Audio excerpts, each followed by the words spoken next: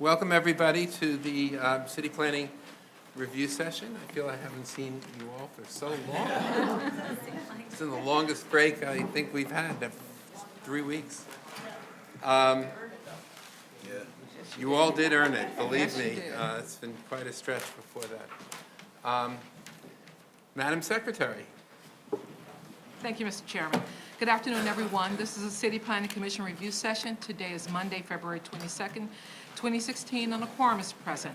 First item on the agenda is the East Houston Street Rezoning, which involves a proposed zoning map amendments to establish a C25 overlay along several block fronts on East Houston Street in Manhattan. And our presenter is Joel Kochman. Good afternoon, Chairman. Good afternoon, Commissioners.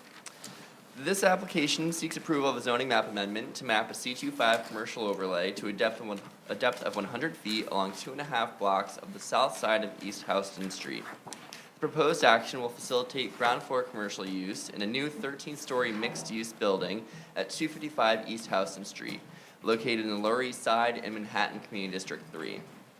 The proposed rezoning area runs along the south side of East Houston Street, again from Norfolk Street to the west to the center line of Clinton and Attorney Street to the east. The surrounding area contains primarily mixed-use residential and commercial tenement buildings ranging in height from 3 to 6 stories. Retail uses within these buildings primarily include restaurants, delis, small grocery stores, hair and nail salons, tailors and dry cleaners, and discount stores. Along East Houston Street, in addition to the predominant mid-rise tenements, there are also several taller multifamily elevator buildings ranging in height from 8 to 15 stories. The predominant zoning along East Houston Street is R8A, R8A here, within the inclusionary housing designated area. In R8A districts, the maximum building height is 120 feet. The base permitted FAR is 5.4, and this can be increased to 7.2 by voluntarily providing inclusionary housing, or affordable housing complying with the provisions of the inclusionary housing regulations. So in R8A districts, commercial uses are not permitted as of right. There's also a C15 commercial overlay along Clinton Street, beginning from Delancey Street to the south, up to the south side of East Houston Street. These C15 commercial overlays allow for up to 2 FAR of commercial use and typically local retail use. And there's also a C25 commercial overlay from Avenue B to the east all the way to First Avenue to the west. C25 overlays are similar to C15 overlays, except for that they allow for a wider range of uses like physical, culture, and health establishments. So here we have some photos of the rezoning area, the proposed rezoning area. This is at the corner of Norfolk and the south side of East Houston Street. You can see we have these tenement buildings with ground floor retail uses. This is ABC Playground, you can see right there. And in the further along, you see an example of these taller buildings. This is at the corner of East Houston Street and Clinton Street, where we currently have that C15 commercial overlay. So you can see there's a lot of retail here, restaurants, shopping, etc. So the map to the right shows the proposed rezoning area, and again, East Houston Street between Norfolk Street and the center line of Clinton and Attorney Streets. The western portion of the rezoning area is currently within the R8A, and that does not permit commercial use, and the remainder of the area is within the R8A C15, where commercial uses are permitted. Currently, 4 of the 12 lots in the R8A district are occupied by existing commercial uses, and they're not in compliance with the underlying district regulations. And these uses primarily include retail and eating and drinking establishments.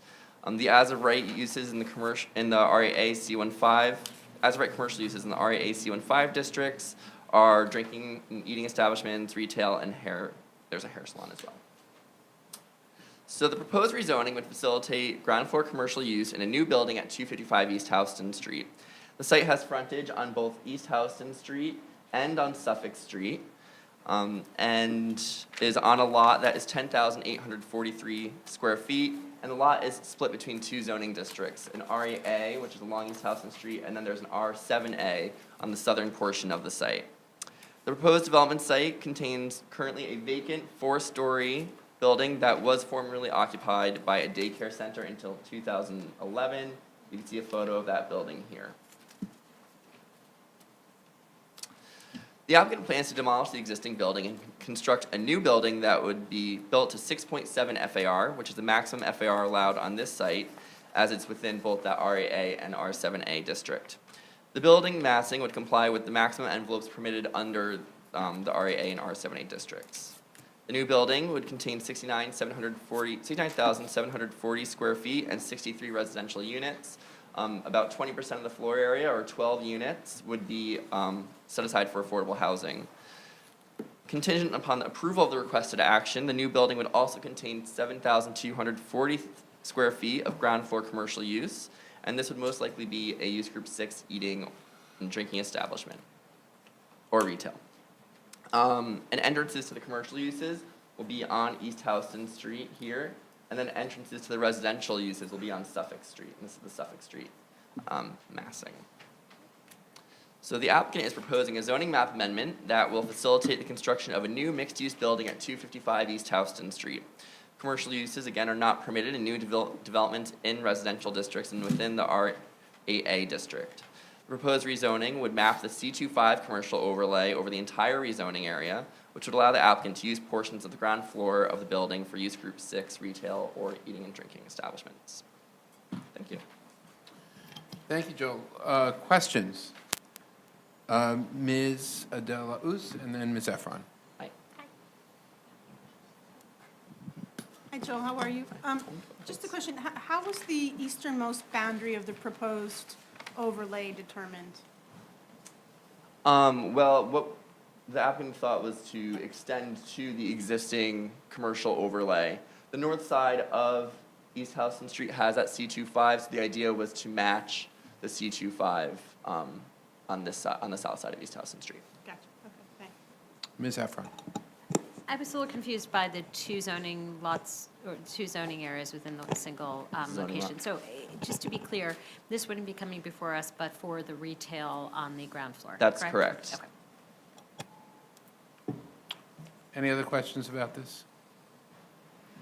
I would note that ZQA would potentially, if enacted, would potentially affect this building by allowing, well, at the very least, floor-to-ceiling heights to improve significantly. That's correct. Okay, any other questions? Certified. Thank you. Joel. My understanding is 227 Street is being laid over? That's correct, Mr. Chairman. So with that, let's now move to item number 3, page 33. It's a Queens pre-hearing project with respect to a proposed disposition of city-owned property for the TWA Flight Center Hotel. And our presenter is Stephen Everett of the Queens office on item number 3, page 33, Queens pre-hearing TWA Flight Center Hotel. Good afternoon, Chairman Weisbrod. Good afternoon, Commissioners. This is an application filed by the New York City Small Business Services and seeks disposition approval for non-residential city-owned property with an approximately 6-acre parcel at JFK International Airport. And it includes the landmarked TWA Flight Center building. The airport is subject to a ground lease between the city and the Port Authority, which expires in 2050. The Port Authority and the developer have entered into a sublease agreement for a period of 75 years. This application would allow for the disposition via lease of the site from SBS directly to Flight Center Hotel LLC in the event that the ground lease or any successor ground lease with an airport operator expires without renewal in 2050 or at any time before 2095, the conclusion of the sublease. The airport is located in southeast Queens and is adjacent to community districts 10, 12, and 13. It's bordered by neighborhoods of Old Howard Beach, South Ozone Park, Springfield Gardens, Brookfield, and Rosedale. It's accessible by the Van Wyck Expressway, the Belt Parkway, the air train, with stops at Old Howard Beach and Jamaica, and several bus lines. It consists of approximately 4,930 acres, including approximately 880 acres in the central terminal area, which includes this development site. The airport is located in an M11 Zoning District. And the subject of this application is an approximately 6-acre parcel located in the eastern portion of the central terminal area. It's outlined here on this map, as well as by the red line on this map with coordinates delineated here. It's improved with the landmark TWA Flight Center, designed by Aaron Sarnin and opened in 1962. It has not been used, however, since 2001. The approved development for Terminal 5 contained a requirement for adaptive reuse of the TWA Flight Center building pursuant to an agreement by the FAA, the Port Authority, and the New York State Historic Preservation Office. In response to an RFP by the Port Authority in 2014, the developer has proposed to renovate and restore the flight center and construct 2 new buildings with 500 total hotel rooms. The TWA Flight Center would function as the lobby and also include conference space, restaurant, and hospitality amenities for hotel guests and passengers. All construction related to the hotel would occur prior to the lease disposition, and therefore the proposed disposition via lease associated with this filed application would not involve any new construction. It would happen, the disposition via lease would be from the city to the developer. It would occur in 2050 or at any time before 2095 in the event that the existing ground lease is not renewed by the Port Authority. Disposition via lease would be carried out by the City of New York, acting by and through the Commissioner of Small Business Services pursuant to New York City Charter Section 1301. At the review session on November 16th, the Commission asked about the status of commitments made by the Port Authority and EDC at the time of the lease renewal. And specifically, that 2004 disposition noted the establishment of the Airport Advisory Board, granting the city a participatory role in the management of the airports, and also an annual monetary provision for capital improvement projects in Queens. The Airport Advisory Board was created pursuant to the lease and met several times in the early years of this lease. The board has not met in several years, however, at the mutual agreement of the Port Authority and the city. The city continues to utilize the procedures established under this section of the lease to study issues at the airport. And one recent effort was a jointly funded study of the off-airport air cargo industry for which each party contributed $250,000. The Queens Capital Fund, in addition, was established and expenditures continue to be made against it. Among these projects that have been funded are acquisition of land for the Atlantic Avenue extension in Jamaica, Willets Point infrastructure and environmental work in the Rockaways in Auburn and bulkheads farther west. EDC and the development team will be here on Wednesday to discuss and answer any further questions about this particular component of the Airport Advisory Board. And so in respect to this application in public review, Community Board 10 voted to approve this application, 31 votes in favor, 0 opposed, and 1 abstention. Board 12 voted to approve the application, 27 votes in favor, 0 opposed, and 0 abstentions. And Board 13 voted to approve the application, 28 votes in favor, 0 opposed, and 2 abstentions. In addition, the Borough Board and Borough President have also recommended approval of this application. Thank you. Very controversial item. Any questions for Stephen? Yes, Erwin. Mr. Cantor. Will they be prepared to speak to what they're doing inside and outside in terms of landmarking? I know it's not a landmark parcel. Well, the TWA Flight Center is landmarked. Inside? Inside and the exterior, yes. So they'll be discussing their proposal, how exactly they're renovating and constructing the 2 new buildings, yes. Thank you. Any other questions? Ms. Efron? I just wanted to clarify, there's a typing mistake and says each hotel room will be 115,000 square feet, which I don't think it will be. I'm sorry about that. That's okay. I think we could figure it out. But will somebody from EDC be able to talk to the terms of the 75-year lease and what happens if there's a default and whether or not it comes before any governing body if the use changes? Yes. Or the type of hotel changes? Any other questions? Thank you, Stephen. Let's now advance to item number 4, page 63. It's a Bronx pre-hearing application with respect to a proposed zoning map amendment to establish a C4A district in Bronx Community District 12. Our presenter is Michael from the Bronx office. Hi. We're on item number 4, page 63, Bronx pre-hearing, Woodlawn Rezoning. Good afternoon, Mr. Chairman. Good afternoon, Commissioners.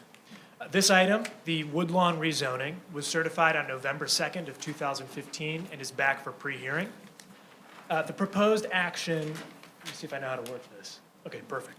The proposed action is a zoning map amendment from R7A to R4A, affecting 19 lots on portions of 3 blocks in the Woodlawn neighborhood in the Bronx Community Board 12. The action was undertaken in response to and with great support by local community groups, Community Board 12, and elected officials. Community Board 12 held a public hearing on December 3rd of 2015 and voted by a count of 23-0 to recommend approval of the application. The Borough President's Office held a public hearing on December 22nd, 2015, and subsequently issued a recommendation to approve the application. The rezoning area is located south of the border between the Bronx and Westchester County, located in a neighborhood defined by low-density residential homes containing 1 and 2 units. 80% of the housing stock within 400 feet of the rezoning area is 1 and 2 family homes, and less than 10% of the housing stock is made up of buildings with more than 3 units. An existing R7A district was mapped as part of a 1996 rezoning, which contextualized a former R71 zoning district and shifted the boundary along the center line of Vareo Avenue to the mid-block, where it now bisects a number of tax lots, creating split lot zoning. The shift of the district line continued to permit multifamily apartment buildings to be built fronting Webster Avenue. The proposed action seeks to adjust the boundary line to exclude the smaller lots built with 1 and 2 family homes from the R7A district. The proposal reinforces the predominantly 1 and 2 family residential character that is typical in the Woodlawn community west of Webster Avenue. The proposal to rezone the area from R7A to R4A is intended to preserve the historical character of the affected area and is not expected to induce or preclude new development, but would rather ensure that any new construction or development that does occur will do so in a manner that reflects the existing low-scale character of the affected area. That's it? That is all. Thank you, Michael. Questions? Ms. Levin? Michael, I noticed that there's just one property that goes from being conforming under the current zoning to being non-conforming by just a tiny amount. But non-conforming, a little bit is non-conforming. What sort of difficulties does that create for that property owner? Well, I don't believe it would create any difficulties other than if it were to redevelop, it would have to do so in accordance to the updated zoning. Okay, but, The nonconformance and compliance issues that may arise in the study area likely result from the fact that before 2006, the R4A district was an R41 district, which does have slightly different bulk and use rules, one of which being the allowance of semi-detached housing as opposed to solely detached. yeah. Okay, so we're not going to worry about that guy. Thank you. Mr. Dweck? Just following up on Commissioner Levin's comments, can we make sure that that owner of that property is notified of the public hearing? Sure, absolutely. We have no reason to believe that any of the property owners in this area are not fully aware of the rezoning proposal and its meetings. Great, thank you. Any other questions? Okay, public hearing Wednesday. Thank you, Michael. Let's now move to item number 5, page 118, Bronx non-ULR post referral with respect to the St. Barnabas Nursing Home. The action for the commission is proposed City Planning Commission certification that no special permit is required for an existing nursing home. We're in Bronx Community District 6. Our presenter is Jutan Horstman. Item number 5, page 118. Good afternoon. So the applicant is requesting a City Planning Commission certification that no special permit to build a nursing home is required. The nursing home is located in on the campus of St. Barnabas Hospital, located in the Belmont neighborhood of Community Board 6 in the Bronx. The project site is located on the St. Barnabas campus, which is a 415,500 square foot lot. The zoning law is comprised of 3 tax lots. The campus is surrounded by 3rd Avenue to the west, East 184th to the north, East 181st to the south, Quarry Road to the east, and Arthur Avenue to the northeast. The Arthur Avenue Belmont Little Italy is here for context. The site is zoned R71, which permits mid-density residential and community facility uses. The overall campus has an FAR of 1.55 today. The St. Barnabas campus is comprised of 8 buildings, which includes the 7-story, 100,000 square foot nursing home. The St. Barnabas Nursing Home began operation in August of 1994 to support the community need for long-term care beds, including expanding AIDS bed capacity to help alleviate the AIDS crisis of the 80s and 90s. The nursing home has been in continuous operation since, with a bed capacity of 199 beds, 144 of which are residential healthcare beds, 33 AIDS beds, and 22 ventilator beds. When the nursing home received its C of O in 1994, it was issued a use group 4, which is a hospital use, rather than a use group 3, which is a nursing home use. At the time, the zoning resolution would have required the nursing home to obtain this CPC certification, and it's presumed that DOB issued the use group 4 since the home was located on the St. Barnabas Hospital campus. The reason St. Barnabas Nursing Home is here today is they're looking to sell the nursing home, and they need to correct their C of O before the sale can be completed. The nursing home will continue to operate as it does today. There's no plan changes to the existing nursing home. Because this is a CPC Commission certification, the application was referred out after being complete on February 3rd. The Community Board 6 sent a positive recommendation to us on Friday, February 17th. The application is time sensitive, and that once the state approved the sale, they only had a 30-day window to essentially complete the closing of the sale. They're currently kind of in that time, so we were moving this forward. And here is the buildings, just again for context and scale. This is looking at it from the south on the campus, and then from the north. It's a large existing nursing. Thank you. Thank you, Jitun. Questions? Comments? Okay, by a show of hands, I will ask for your assent to send a letter to the Buildings Department. All in favor? Thank you. Thank you. Let's now advance to item number 6, page 129. Proposed renewal to a previously approved authorization to facilitate the construction of the Freshkills North Park Phase 1. We're on item number 6, page 129, Freshkills North Park Phase 1 renewal, and our presenter is Kirsty Jutala. Good afternoon, Commissioners. The New York City Department of Parks and Recreation seeks a renewal of pursuant to Section 1143 of an authorization pursuant to Section 10591 of the zoning resolution to alter natural features in a public park within the Special Natural Area District.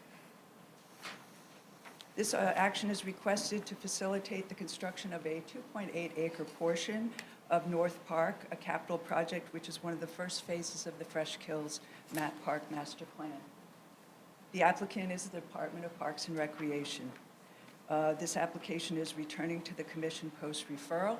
The Community Board 2 on January 27th issued a letter of no objection to the renewal. The original previous authorization for this project was approved by the CPC on June 11, 2011. Now, if an authorization of this type is granted and work does not commence within 4 years of approval, the authorization would lapse. Then the applicant may apply for a renewal before the approval lapses, which is what the applicant did in this case. And if granted, the first renewal is good for 3 years. The reason for delay was there's a complex regulatory environment for the Freshkills landfill, so that any capital project requires Department of Sanitation review and State Department of Environmental Conservation review, and there were multiple rounds of review and revisions. So that is the reason that it has taken so much time. So now let's go to the area map. The North Park Phase 1 project area is entirely within the proposed Freshkills Park. And this bright green area of 233 acres is the North Park section of Freshkills Park. And then within that section, the red Y-shaped area is the larger capital project of 20 acres. And then in the next slide, I'll show you that the area subject to the commission authorization is a small portion here on the shores of Main Creek. So here on the zoning map, it's much easier to see that just this small portion of that Y shape is within the gray overlay, which is the natural area district. So this area, which is Map Park within the natural area district, is the area subject to this application. So with that, I'll tell you a little more about the project. As I said, it's Map Parkland. It's on the shores of Main Creek, which is really the significant natural feature. The project is now a closed and capped landfill mound with established grass and meadow. Oh, that's the proposed conditions. And scattered trees. It was capped way back in 1996. So now the site plan. North Park Phase 2, and I'm just showing you the eastern portion, which is the subject of the application, will include a broad multi-use pathway and secondary paths, a tree nursery, a picnic lawn, a waterfront overlook deck, and a bird observation tower. So this area outlined in a dash is the area within the natural area district. The sub-areas, you can see, will include the waterfront overlook deck, bird observation tower, a portion of the seed farm, native wildflower, and tidal scrub plantings. The project is in the Parks Department capital budget for 2016, and they expect to roll their funding over into 2017 to match their current construction schedule, which is to commence in spring 2017 and finish in fall 2019. So here are some images of the improvements within the park, and on the lower right-hand corner is the bird observation tower, which is really the most significant structure. So back to the action before the commission. It's an approval of a previously granted authorization prior to its lapse in order to facilitate this construction. It was filed in advance of the application date. Some of the findings for the renewal are whether anything has changed since the prior approval. In this case, the commission may renew the authorization provided that the facts upon which it was granted have not substantially changed. And the application states that construction project is the same as originally approved, the site plan has not been modified, and the site conditions remain unchanged. Thank you, Kirsty. Questions? Ms. Besser? Thank you, Kirsty. So if no development occurs within the next 3 years for some reason, then the applicant would have to come back to the commission for an additional 3-year authorization? And is it from the date of June 7th or from today, or from when we approve it? Yes, the applicant can return, as you said, for an additional 3-year authorization, as long as they return within 3 years of the approval, which may be granted today. Thank you. Any other questions? Hearing none, I will again ask for your assent to send a notice renewing this authorization. Thank you. Unanimous. Let's now move to item number 7, page 147, a Manhattan pre-hearing application with respect to proposed notice of intent to acquire office space at 233 Broadway for the New York City Law Department. I'd like to introduce Sarah Elmore. She's making her very first presentation today before the commission. She's in the Manhattan office. She has 2 presentations. So we'll start with the proposed office space at 233 Broadway. Sarah. Good afternoon, Commissioners. This is an application by the Department of Citywide Administrative Services in partnership with the Law Department to acquire approximately 32,000 square feet on the entire 5th floor of an existing 60-story office tower known as the Woolworth Building, located at 233 Broadway between Park Place and Barclay Street in Lower Manhattan. The requested action will facilitate the expansion of the tort division of the Law Department.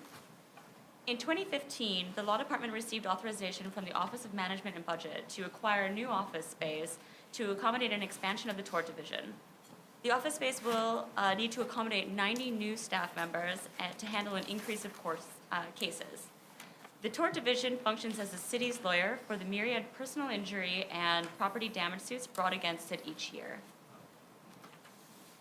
And then just a little bit about the surrounding area. The proposed office site is located within Tribeca and Lower Manhattan. The surrounding area's built form is characterized by mixed use and commercial buildings ranging in heights from 2 to 44 stories. The site is zoned C53. The surrounding area is also served by multiple subway lines, including the 2 and 3 at Park Place, the 123AC at Chambers, the R at City Hall and Cortlandt Street, the E at World Trade Center, the 456J and Z at Brooklyn Bridge City Hall, and as well as served by the Fulton Center, which includes the 23AC, J, M, and Z trains. Bus service is also available via the M5 bus. Additionally, the proposed office space is located within walking distance of the Law Department headquarters, the New York Supreme Court, and One Police Plaza. So just a little bit more about the building. The Law Department proposes to lease approximately 32,000 square feet of office space to accommodate approximately 90 new staff members on the 5th floor. The space is currently vacant and in good condition. And then just finally, actions necessary to facilitate the proposed development project. A notice of intent to acquire office space was submitted by the Department of Citywide Administrative Services pursuant to Section 195 of the New York City Charter for use of property located at 233 Broadway. The requested action would facilitate the expansion of the tort division of the Law Department to 233 Broadway. And at the public hearing tomorrow, or on Wednesday, excuse me, members of the applicant team will be here to answer any programmatic questions. Any questions for Sarah? Yes, Mr. Knuckles. Thank you, Mr. Chairman. You're welcome. What is the term of the lease? It's 15 years with a 5-year renewal. Okay. And what's the principal location of the law department? Are they still at 100 Church Street? Well, they have the tort division's at 52 Duane, but the principal location of the headquarters is 100. 100 Church Street. Thank you. Mr. Cirillo. Just a continuation of that thought. So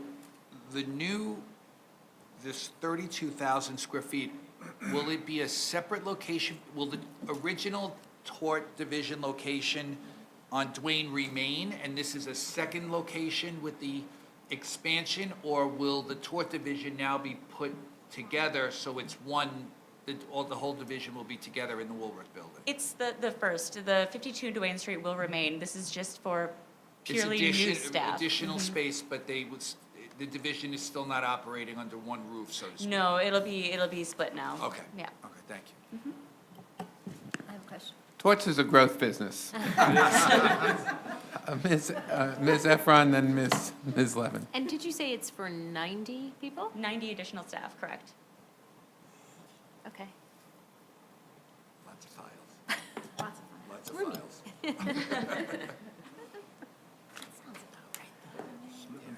You can ask that question on Wednesday. Ms. Levin. Well, that was actually, I had two questions, and that was one of them. So I'm going to pick up on that question mark. Commissioner Efron ended on the upswing.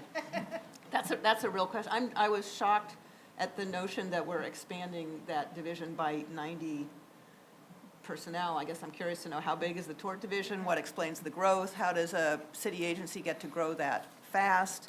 You know, we've come through a period where agencies are shedding employees. This seems like a dramatic increase.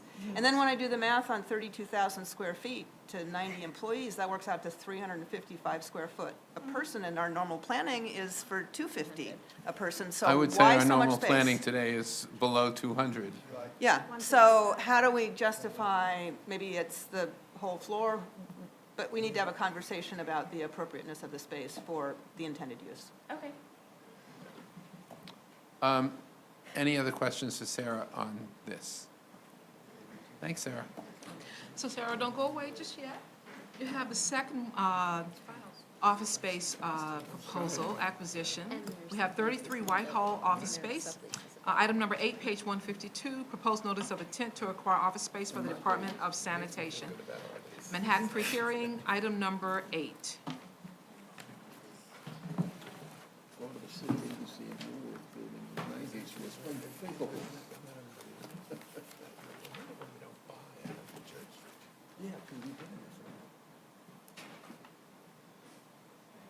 That's okay.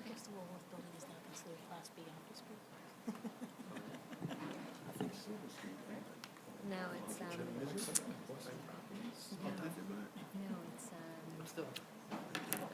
guy who owns, it came before us, this guy, he owns a building on the west side, but they renewed, upper Broadway, they renewed the right to use the parking garage, they want to build above it, I haven't figured out the So we seem to be having just a technical issue, but I believe that Sarah can walk us through the proposal and you have your materials. So with your indulgence, we will go ahead and Sarah will make this presentation. So, Sarah. Okay. So this is also an application by the Department of Citywide Administrative Services in partnership with the Department of Sanitation to acquire approximately 17,000 square feet on the entire 6th floor of an existing 30-story office tower located at 33 Whitehall Street between Bridge and Pearl Streets in Lower Manhattan within Community District 1. The requested action will facilitate the relocation and expansion of the Bureau of Information and Technology offices at the New York City Department of Sanitation from 137 Center Street to 33 Whitehall Street. And then the Bureau of Information and Technology, otherwise known as BID, I'm just going to call it that because it's a little bit easier, is responsible for the data processing functions and development, maintenance, and operations of systems that provide operational, analytical, and managerial support, as well as IT resource management for Department of Sanitation. Over the years, IT has been increasingly recognized as a key resource, resulting in increased IT demand. The increased IT demand has resulted in a need for additional staff and servers. The new office space will need to accommodate the current staff of approximately 60, as well as approximately 30 new staff, and will also need to have sufficient space for power for the servers. The BID currently occupies space at 137 Center Street, which is a city-owned building in the Civic Center area of Lower Manhattan. And not relevant to this relocation, but there is also a request for proposals that was released for 137 Center Street in February 2015 by the Economic Development Corporation.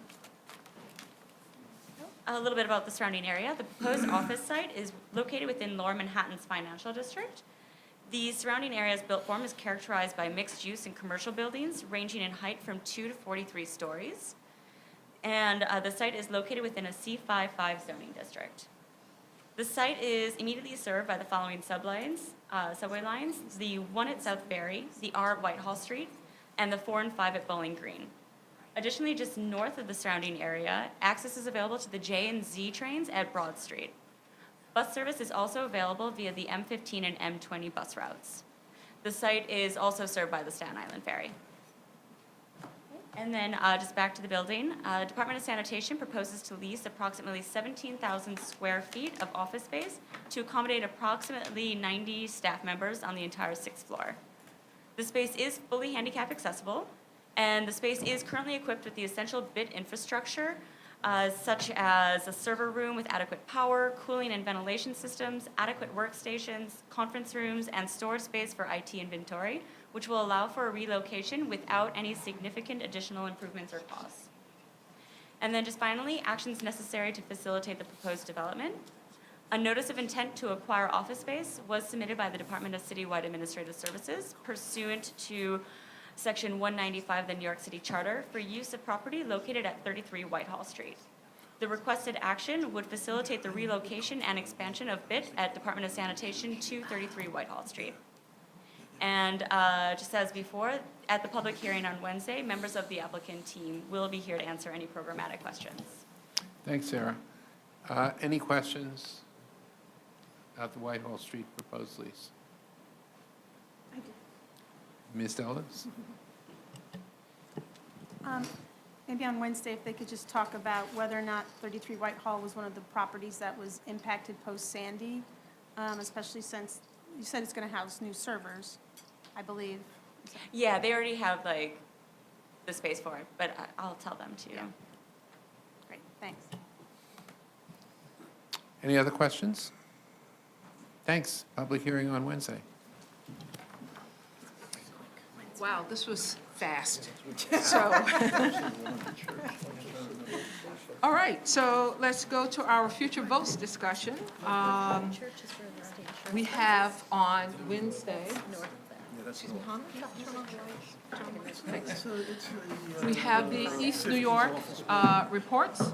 Staff have prepared favorable reports, which also include the modifications that have been discussed post-hearing. So we are here to answer any questions you might have. East New York questions. Ms. Levin. Yes, I have a question about the relationship, sort of process-wise between this application and the mandatory inclusionary housing application. Corin, you sent us a memo in our packets indicating that when this was certified and referred out, it included a sort of a mirror image mandatory inclusionary program for the purpose, I understand it, of having a mandatory program in case the citywide application hadn't been approved or had somehow blown up or gone away or, anyway, I think clearly the intent when this was sent out in the first place was that there would be a mandatory program available to use for this rezoning. Your memo indicated that we're not considering the mirror image East New York specific mandatory program. But so then how, I didn't see any language. Because it had been voted on February 3rd and, recommended by the commission is why it's not being voted on as part of the East New York package. But there is a second text amendment specific to East New York that is absolutely predicated on a citywide mandatory inclusionary housing policy. And that text amendment that is being voted on February 24th actually, it depends on MIH being in place and maps MIH in East New York through an Appendix F map and text amendment. So that's absolutely part of the text amendment. Well, I'll tell you, here's the thing that worries me, is on the face of it, we're approving a rezoning. I mean, if I were writing this up as a lawyer, I would say that we approve the rezoning to take effect once we have, and only if we have, mandatory inclusionary in place. I don't think any of us intends to do this rezoning, to allow this additional floor area out there without it being attached to, subject to a mandatory requirement. And so I would like our report to make that clear. So, and I've spoken with you about this. Right. And I fully understand your perspective on it, that you want to make it clear that that's what the commission's contemplation is that there will be no effective East New York rezoning in the absence of MIH. Right. So we commit to you that we will craft language that makes that clear, that either through the citywide text applicability or through the text that the commission had previously seen, we will impose MIH here. So we will make that clear in the report. Okay. Thank you. Any other questions about East New York?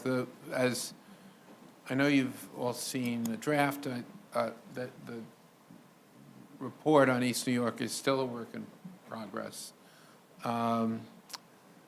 Indeed, I know you're all looking at it, and even I'm still looking at it, so. Thank you. Ms. So, Dela-Us. oh, sorry. Sorry about that. I think that's a very important point, and I'm glad you raised it.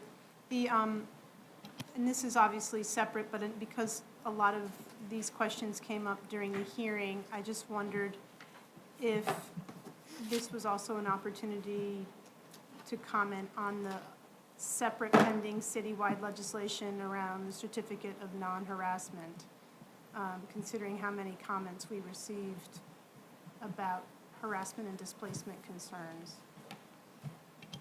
Well, let me respond. as you note from the report, there is no component for a certificate of harassment within this report and indeed within our approval. That said, literally as we speak, or this morning, a city council hearing occurred, may still be occurring, regarding the best approach to harassment and similar issues. So while the East New York application and report doesn't contain that, I know the administration is in discussions with the council, and the council is in fact holding hearings on this very subject that would presumably result in some legislation that will address these issues.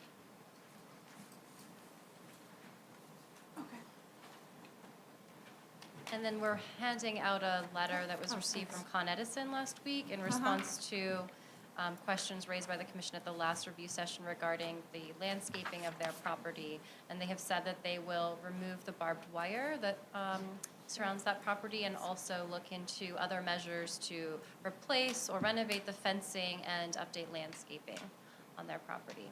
That's the property that's now being excluded from the rezoning to remain a C8 district, to allow that utility use.